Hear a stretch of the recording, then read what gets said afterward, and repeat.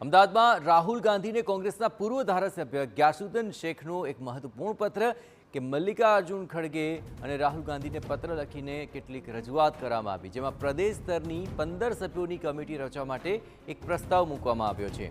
આ કમિટીમાં સવર્ણ સહિત તમામ સમાજનું પ્રતિનિધિત્વ જળવાઈ રહે તેવી માંગ કરવામાં આવી। ભાજપે ગુપ્ત રણનીતિ હેઠળ મતોના વિભાજનનો તખ્તો તૈયાર કર્યો હોવાનું પણ ગ્યાસુદ્દીન શેખે જણાવ્યું। સ્થાનિક સ્વરાજ્યની ચૂંટણી પહેલા ગ્યાસુદ્દીન શેખે આ સૂચન કર્યું છે। મારું કહેવું એમ છે કે જ્યારે આપણે પ્રદેશ અધ્યક્ષની વિપક્ષના નેતાની તો જાહેરાત કરી દીધી, પરંતુ જ્યારે હવે ગણતરીના અઠવાડિયામાં સ્થાનિક સ્વરાજ્યની ચૂંટણીઓ છે, તો એવા સમયમાં તાત્કાલિકમાં કોળી સમાજ છે, ઉજળિયા સમાજ છે, કે દલિત સમાજ હોય, માઇનોરિટી, આદિવાસી, એટલે તમામમાંથી એવા ચહેરાઓ કે જે સમાજને ગમતા હોય, જે સમાજ માટે, લોકો માટે લડતા હોય, સંઘર્ષ કરતા હોય, એવા લોકોને 15 જણની ટીમ બનાવી અને ગણતરીના અઠવાડિયા બાકી હોય, કેમ કે સ્થાનિક સ્વરાજ્યની ચૂંટણી જ 2027નો પાયો નાખવાની છે।